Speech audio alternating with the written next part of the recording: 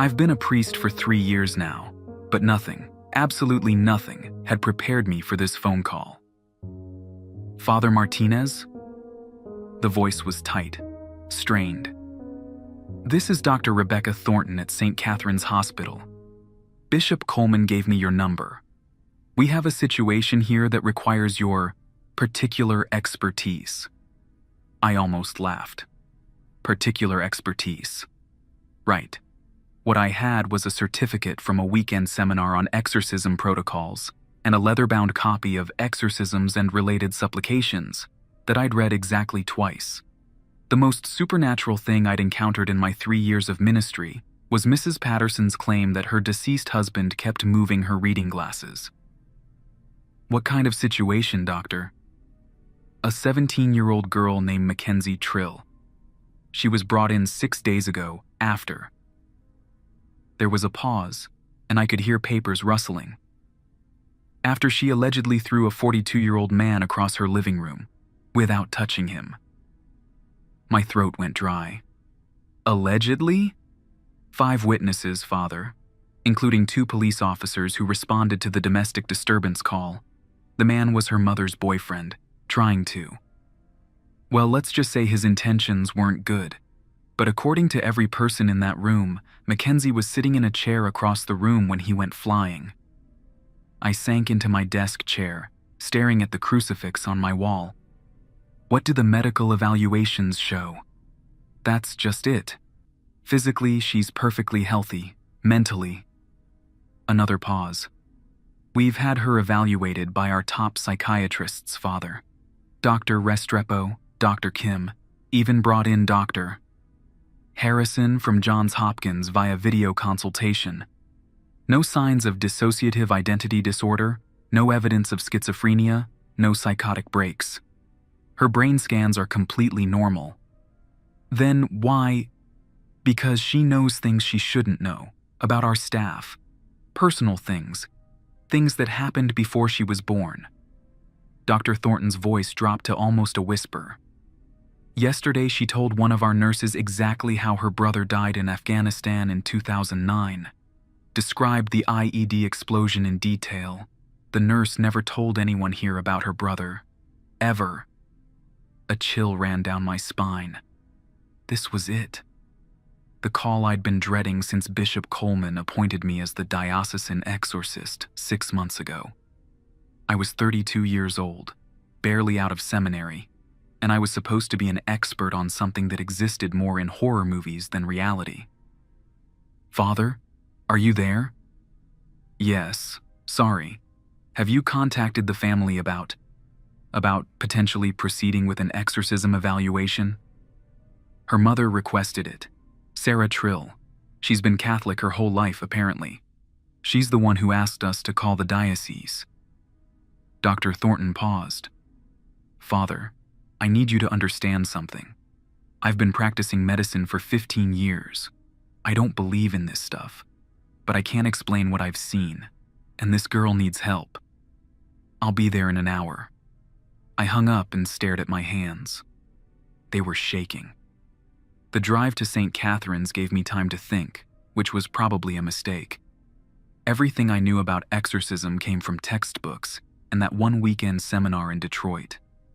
Father Kowalski, the instructor, had been performing exorcisms for 23 years. He made it sound clinical, procedural. Follow the protocols, work with medical professionals, document everything. He never mentioned the terror. My phone buzzed with a text from Bishop Coleman. Spoke with Dr. Thornton. Remember your training. Trust the process. Call me after initial evaluation. Trust the process. Right. The process I'd never actually performed. St. Catherine's Hospital smelled like disinfectant and cafeteria food, but there was something else underneath. Something that made my skin crawl. I'd felt it once before, in the basement of an old church in Detroit during the seminar. Father Kowalski had called it spiritual oppression. The atmosphere around genuine possession cases feels different, he'd said. You'll know it when you feel it. Dr. Thornton met me at the elevator on the 5th floor, the psychiatric wing. She was younger than I'd expected, maybe early 40s, with tired eyes and graying brown hair pulled back in a ponytail. "Father Martinez? Thank you for coming so quickly." Her handshake was firm, professional. "I want to show you something before we go to Mackenzie's room." She led me down a hallway lined with patient rooms, their doors closed and silent. At the end of the hall was a small conference room with a table covered in manila folders and printouts. "These are the incident reports from the last 6 days," she said, gesturing to the papers. "I want you to understand what we're dealing with here." I picked up the first folder. The handwriting was shaky, nervous. Day 1, Nurse Jennifer Walsh. Patient became agitated during routine vitals check. When I attempted to take her blood pressure, the cuff inflated on its own and squeezed my arm hard enough to leave bruises. Patient was across the room at the time.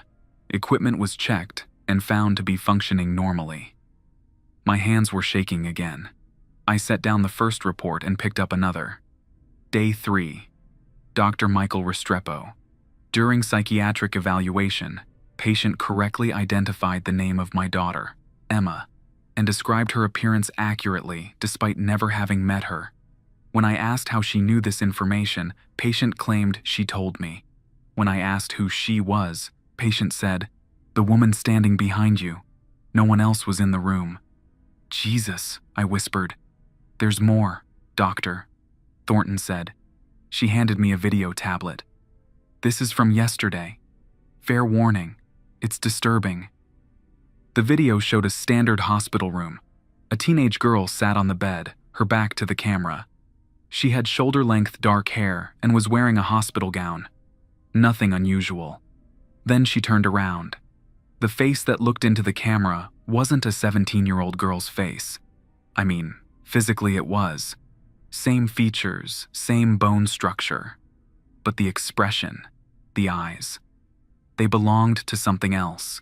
Something old and mean and intelligent. When she spoke, her voice was wrong. Too deep, like it was coming from the bottom of a well. "Tell Father Martinez that his mother is disappointed in him. Tell him she knows about the whiskey he keeps in his desk drawer. Tell him she knows about the doubts that keep him awake at 3 in the morning." The video cut off. I stared at the blank screen, my heart hammering. My mother had been dead for 8 years. And yes, I did keep a small bottle of Jameson in my desk drawer for particularly difficult days. And yes, I did sometimes lie awake at 3 in the morning, wondering if any of this, God, faith, my calling, was real. But how could this girl possibly know that? "How many people have access to this information?" I asked, though my voice sounded far away. "About her mother? None? About your personal habits?" Dr. Thornton shook her head. "Father, we didn't even know who you were until this morning. Bishop Coleman only gave us your name 2 hours ago." I set down the tablet with hands that felt numb. "I need to see her." "Are you sure you're ready for this?" No, I thought. I was 27 years old when I was ordained. I'd wanted to help people, to serve God, to make a difference. I'd never wanted to stare into the face of something that shouldn't exist. But I nodded anyway. The walk to Mackenzie's room felt like a death march. Dr. Thornton filled me in on the protocols they'd established. No one enters alone. All interactions are recorded. Security is posted outside the door 24 hours a day. "Her mother is in there now," she said as we approached room 547. "Fair warning, Sarah Trill is intense. She's convinced her daughter is possessed, and she's not taking wait and see for an answer." Through the small window in the door, I could see a woman in her early 40s sitting beside the hospital bed. She had the same dark hair as her daughter, but where Mackenzie looked young and vulnerable in sleep, Sarah Trill looked like she'd aged 10 years in the past week. The girl in the bed appeared to be sleeping peacefully. She looked so normal. Pale skin, dark eyelashes against her cheeks, the steady rise and fall of her chest. If I hadn't seen the video, I might have thought this was all a mistake. Dr. Thornton knocked softly and opened the door. "Mrs. Trill? This is Father Martinez." Sarah Trill looked up, and I saw hope and desperation war in her eyes. She stood quickly, nearly knocking over her chair. "Father, thank God you're here. Please, you have to help her. That thing in the video, that's not my daughter. That's not Mackenzie." "Mrs. Trill, I understand this is frightening." "No," she interrupted, grabbing my arm. "You don't understand.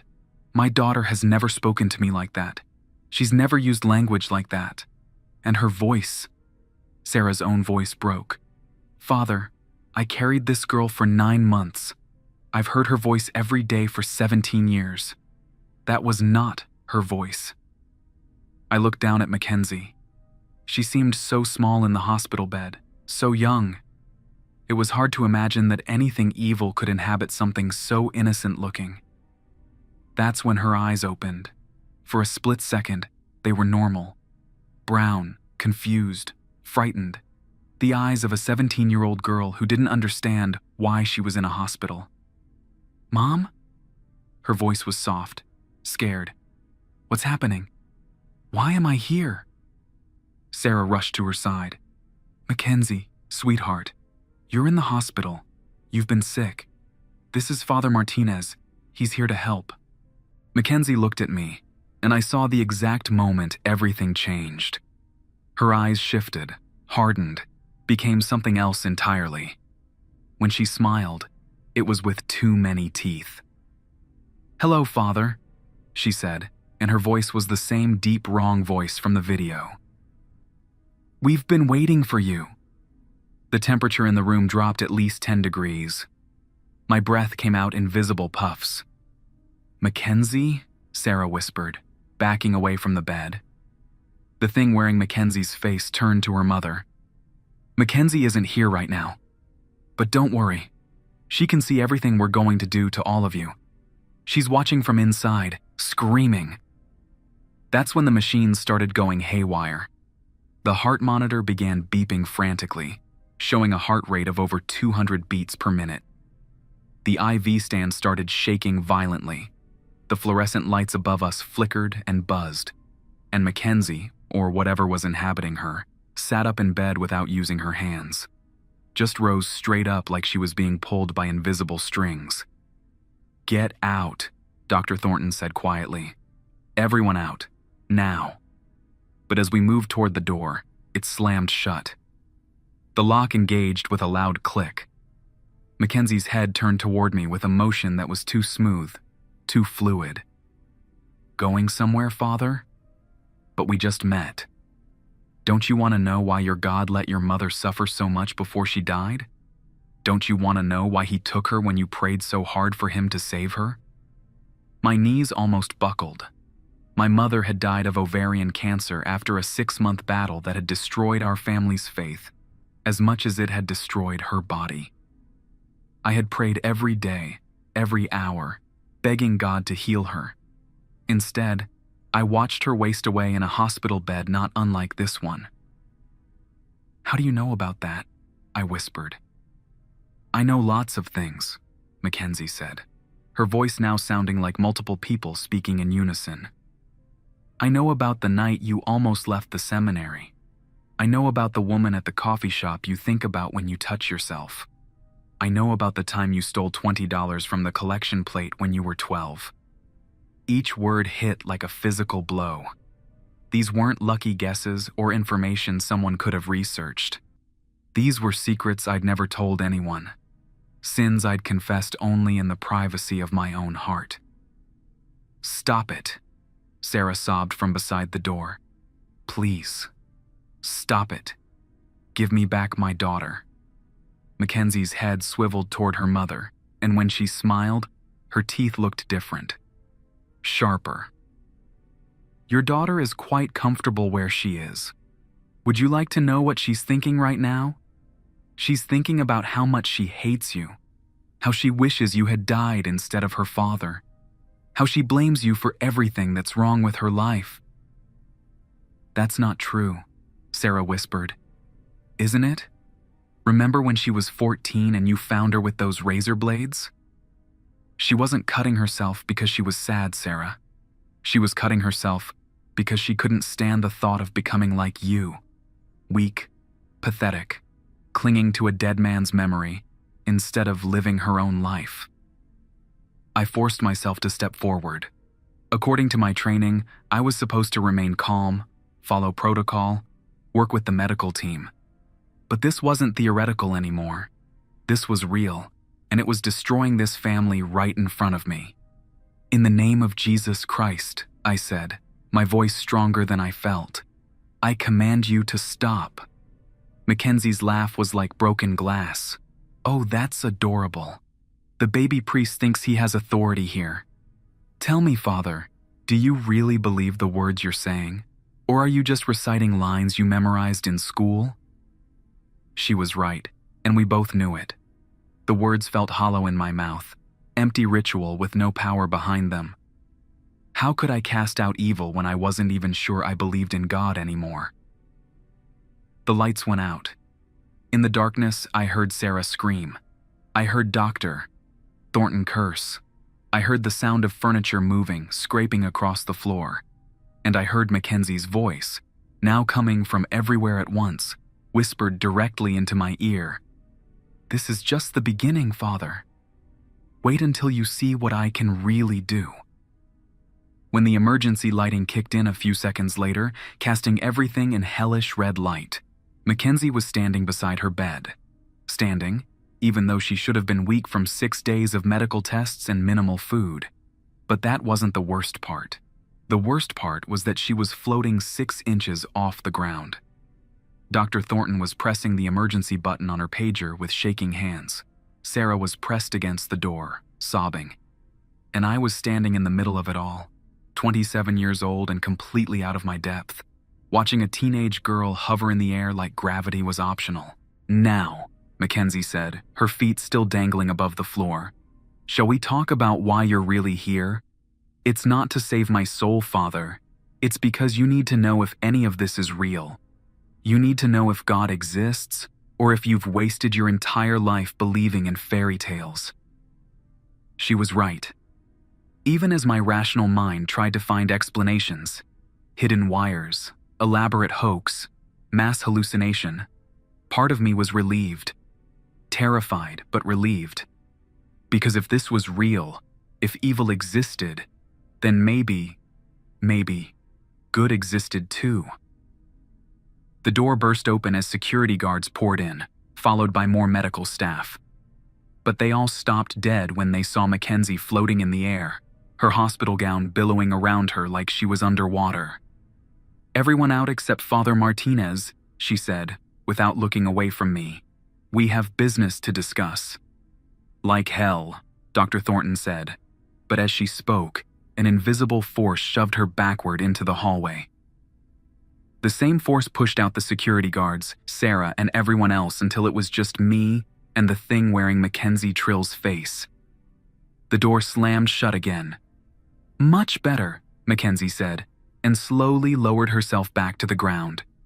"Now we can have an honest conversation." I tried to speak, but no words came out. My mouth was too dry, my heart was beating too fast. "You want to know what I am," she said, walking toward me with movements that were too smooth, too graceful. "You want to know if I'm really a demon, or if this is all some elaborate trick. The truth is more complicated than your little seminary textbooks prepared you for." She stopped inches from my face. Her breath smelled like sulfur and decay. "I am old, Father. I was already ancient when your Christ was nailed to his tree. I have walked through civilizations that your species has forgotten. I have whispered in the ears of emperors and kings, saints and sinners. And now I'm talking to a frightened little boy who calls himself a priest." "What do you want?" I managed to whisper. Mackenzie smiled, and for just a moment, I saw something else behind her eyes. Something vast and malevolent and patient. "I want you to understand that everything you believe is wrong. Your God doesn't care about you. He doesn't answer prayers. He doesn't save the innocent or punish the wicked. He sits in his heaven and watches his creation tear itself apart, and he does nothing. Each word was like a knife in my chest, because part of me, the part that had watched my mother die, that had seen children suffer, that had buried too many good people who deserved better, agreed with every syllable. Your mother called out for him at the end, Mackenzie continued. Did you know that? When the pain got too bad and the morphine stopped working, she begged him to either heal her or let her die. But he ignored her, just like he ignores everyone else. I wanted to argue, to defend my faith, to recite scripture about God's plan and mysterious ways. But the words wouldn't come, because I remembered those nights in the hospital, listening to my mother's ragged breathing, praying until my knees bled, and receiving nothing but silence in return. You can feel it, can't you? Mackenzie whispered. The doubt growing inside you like a cancer. It's been there since the day she died, eating away at your faith one prayer at a time. Soon there'll be nothing left but questions and emptiness. She was right. She was absolutely right, and I hated her for it. But I can offer you something your God never will, she said, reaching out to touch my face with fingers that felt like ice. I can offer you certainty. I can show you exactly how the universe really works. No faith required, no hope needed. Just cold, beautiful truth. For a moment, just a moment, I was tempted. The idea of no longer struggling with doubt, of no longer lying awake at 3 a.m. wondering if I was wasting my life, was seductive beyond words. Then I thought about Mackenzie, the real Mackenzie, trapped somewhere inside her own body, watching this thing use her face to torment her mother. I thought about Sarah Trill, who had lost her husband and now might lose her daughter. I thought about all the people who had turned to faith, not because it was easy, but because it was the only thing standing between them and despair. No, I said. Mackenzie's smile faltered for the first time. No? No, I repeated louder this time. I don't know if God exists. I don't know if any of this means anything. But I know that little girl doesn't deserve what you're doing to her, and neither does her mother. Something changed in Mackenzie's expression. For just a second, I saw fear. You think your uncertainty makes you weak, she said, but her voice was less confident now. But it doesn't, does it? It just makes you more human. And that's when I understood something my seminary textbooks had never taught me. Faith isn't about certainty. It's about choosing to act with compassion, even when you don't have all the answers.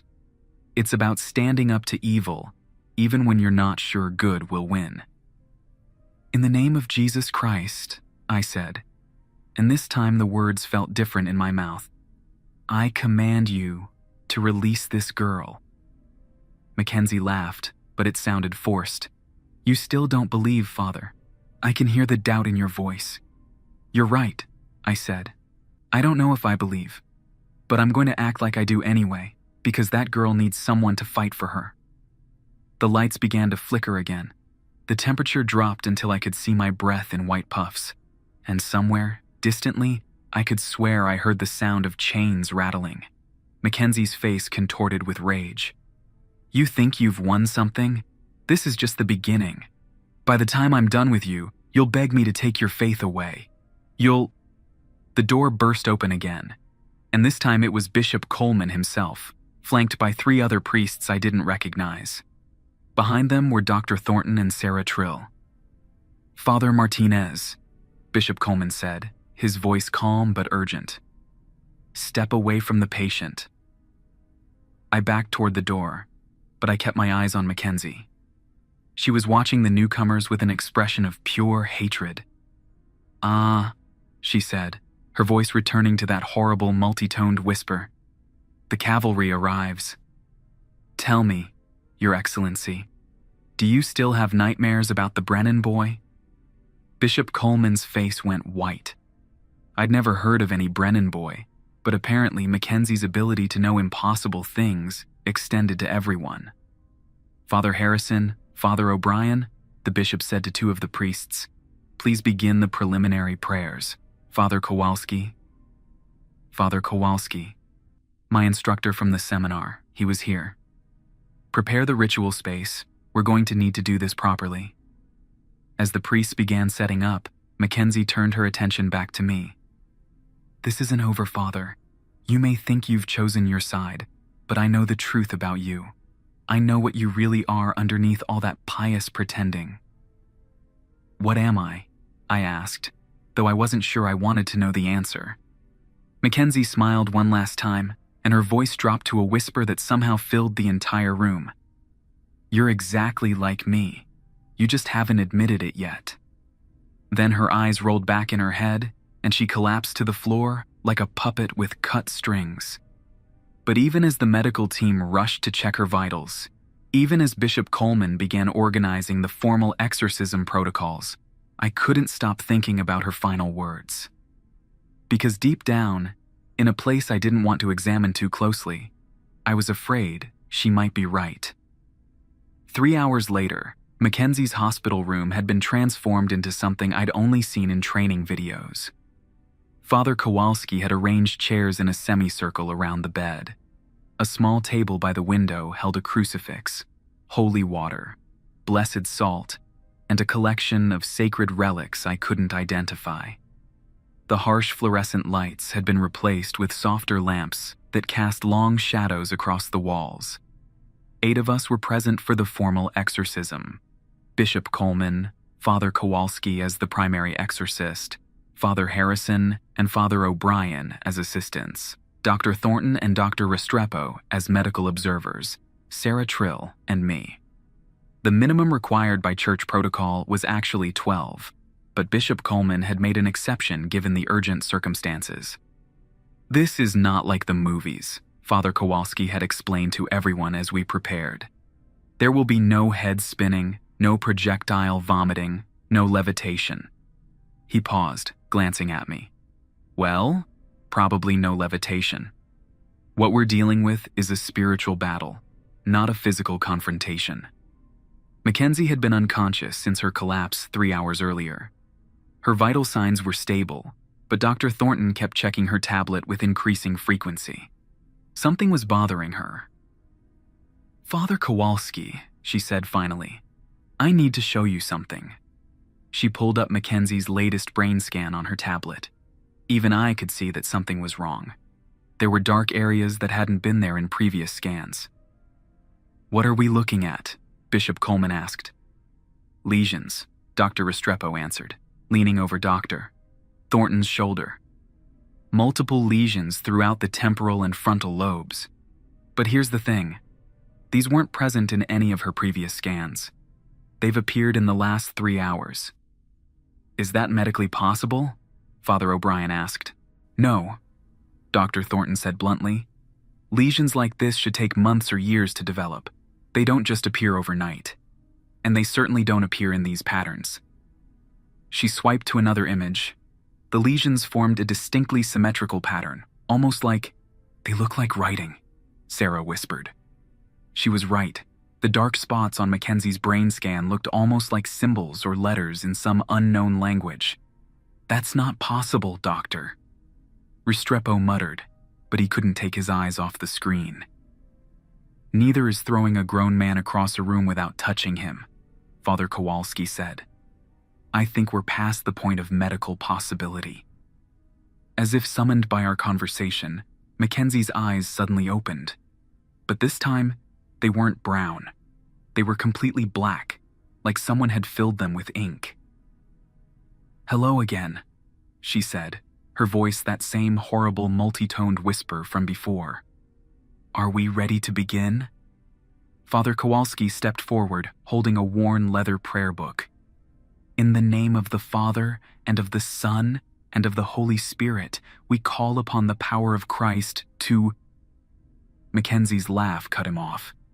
It was the sound of breaking glass mixed with a child's giggle. "Oh, Father Kowalski. Still using the same old prayers, I see. They didn't work on the Brennan boy, did they? Poor little Timothy. Do you still hear him screaming in your dreams?" Father Kowalski's hands trembled slightly, but his voice remained steady. I command you, unclean spirit, to tell us your name. Names have power, priest. Why would I give you mine? Mackenzie sat up in bed with that same impossible fluid motion. But I'll tell you this, I've been waiting for this moment for a very long time. 17 years, to be precise. What do you mean? Bishop Coleman asked. Mackenzie's head turned toward him with emotion that went too far, like an owl's. Did you really think this was random? Did you think I just happened to choose this girl in this city at this time? She laughed again. I've been planning this since before she was born. Sarah made a strangled sound from her chair. What are you talking about? Tell them, Sarah, Mackenzie said, her black eyes fixed on her mother. Tell them about the night you made that deal. I don't know what you're talking about, Sarah whispered, but her face had gone pale. November 15th, 2006, Mackenzie continued. You were 8 months pregnant. Your husband had been dead for 3 months.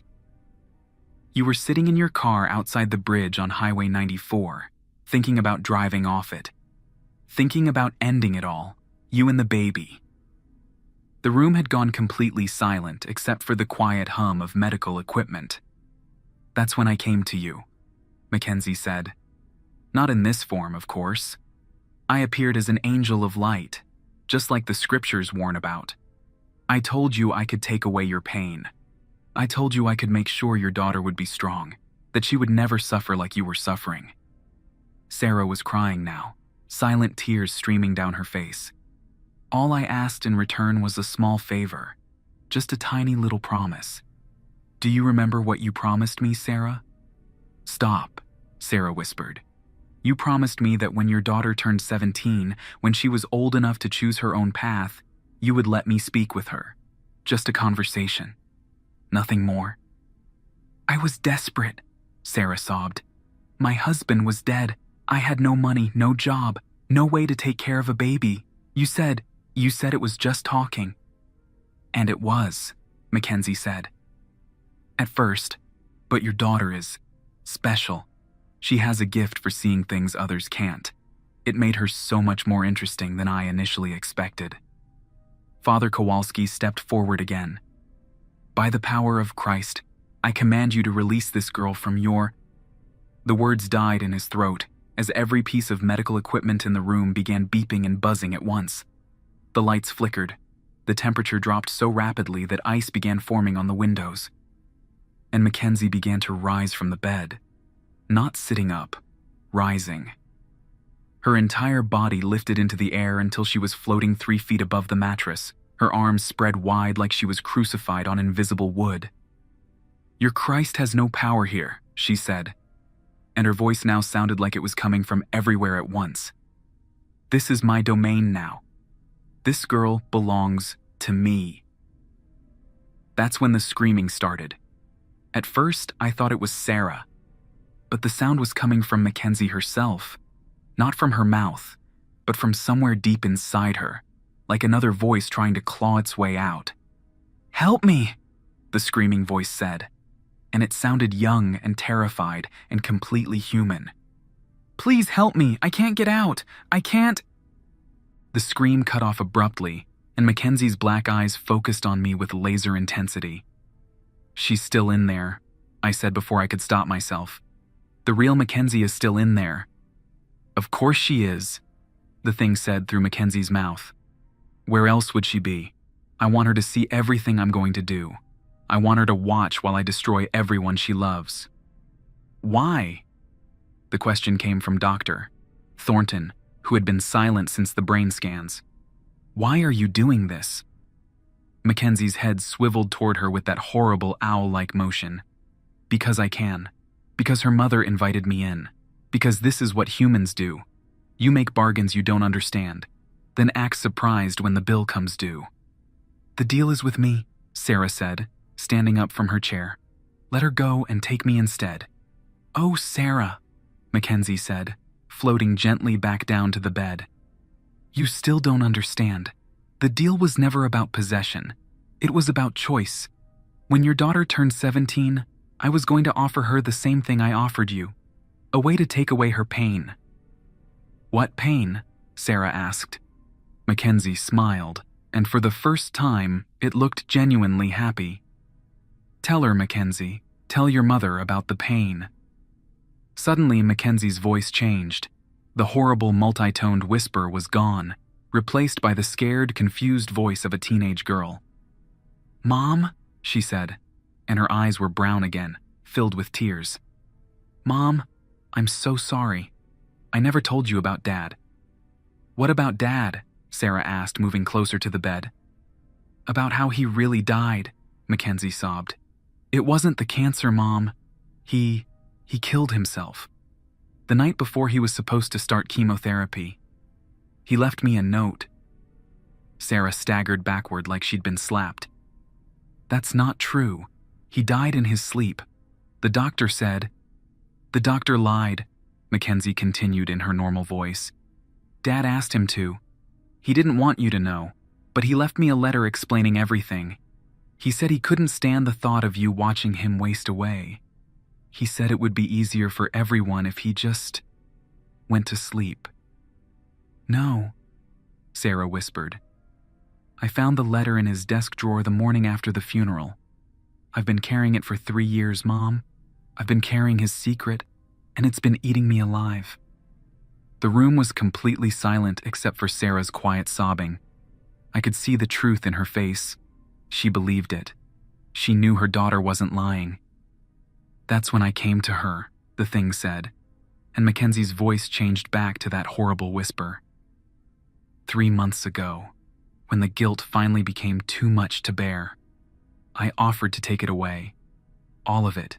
The pain, the guilt, the memories. All she had to do was let me in. But I changed my mind, Mackenzie said, her voice normal again. At the last second, I changed my mind. I told it no. "Yes," the thing agreed. But by then, it was too late. The door was already open. Father Kowalski had been listening to this exchange with growing understanding. "The possession wasn't forced," he said. "She invited it in voluntarily, then tried to refuse it. That's why the standard prayers aren't working. Technically, she consented." "Very good, priest," the thing said. "The girl opened the door herself. Now the only way to close it is for her to choose to do so. But she's too weak, too broken, too guilty. She'll never find the strength." "Yes, I will." The voice was Mackenzie's, but different somehow, stronger. "I made a mistake," she continued. "I was hurting, and I thought this was the only way to make it stop. But I won't let you use me to hurt my mother." The thing inside her laughed. "You think you can fight me? I am eternal. You're a parasite," Mackenzie interrupted. "You feed on pain and guilt and fear. But I'm not giving you mine anymore." The temperature in the room began to rise. The ice on the windows started melting. "Mom," Mackenzie said, turning to Sarah, "I need you to know that what Dad did, that wasn't your fault. He was sick, and he was scared, and he made a choice. But it wasn't because he didn't love us. Mackenzie, and I need you to know that I don't blame you for anything. Not for the deal you made, not for Dad's death, not for any of it. You were just trying to protect me." Sarah was crying harder now, but she managed to nod. "I forgive you, Mom, and I forgive myself." The thing inside Mackenzie let out a shriek of rage that sounded like it came from the bottom of hell itself. The lights exploded, showering us with glass. The medical equipment began sparking and smoking. But Mackenzie kept talking, her voice growing stronger with every word. "I choose to let go of the guilt. I choose to let go of the pain.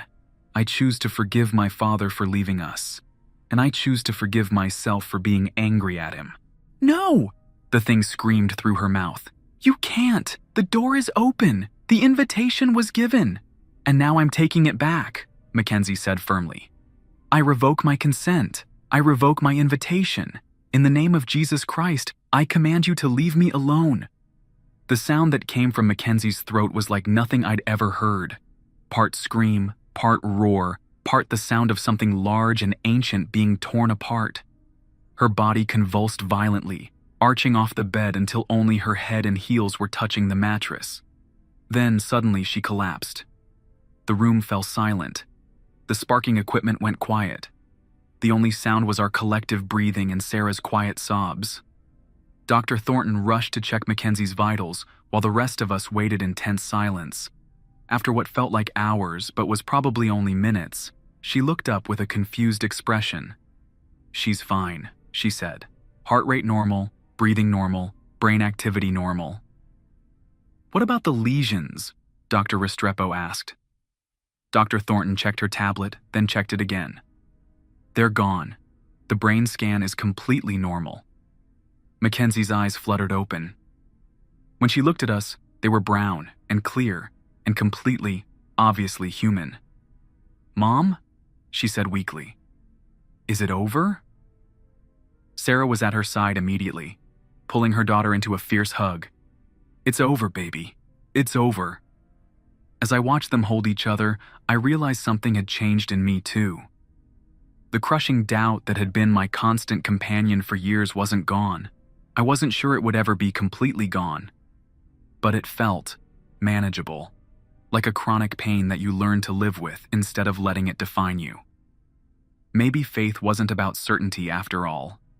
Maybe it was about choosing to believe in love and forgiveness and hope even when, especially when, those things seemed impossible. "Father Martinez?" Mackenzie's voice pulled me from my thoughts. She was looking at me with eyes that were tired, but alert. "Thank you." "I didn't do anything," I said honestly. "Yes, you did," she said. "You believed I was worth saving even when I didn't believe it myself." As we began cleaning up the room and preparing to leave, Bishop Coleman pulled me aside. "How do you feel?" he asked. It was a strange question, but I knew what he meant. "Different," I said. "Still confused about a lot of things, but different." He nodded. "Good. If this job doesn't change you, you're not doing it right." 3 weeks later, I was back in my office trying to write my official report on the Mackenzie Trill case. The church required detailed documentation of all exorcism attempts, including a theological analysis of what had occurred. But how do you write a report about watching a teenage girl choose forgiveness over hatred, hope over despair? How do you document the moment when someone decides that love is stronger than the darkness inside them? My phone rang, interrupting my thoughts. "Father Martinez? This is Dr. Kim at Presbyterian Hospital. We have a situation here that requires your particular expertise." I almost smiled. 3 weeks ago, those words would have terrified me. Now they just made me tired. "What kind of situation, doctor?" "A 12-year-old boy named Marcus. He was brought in yesterday after." There was a pause, and I could hear the familiar sound of papers rustling. "After he allegedly made all the windows in his house explode simultaneously." I reached for my keys and my copy of Exorcisms and Related Supplications. The leather was already starting to show wear from use. "I'll be there in an hour," I said. Because whatever else I might doubt about God or faith or the meaning of existence, I knew one thing for certain. There were people out there who needed help. And sometimes, just sometimes, that help came in the form of a confused young priest who was willing to stand up to the darkness, even when he wasn't sure the light was real. As I drove toward the hospital, I thought about Mackenzie Trill, who was back in school now and seeing a therapist twice a week. I thought about Sarah, who had started attending Mass again for the first time since her husband's death.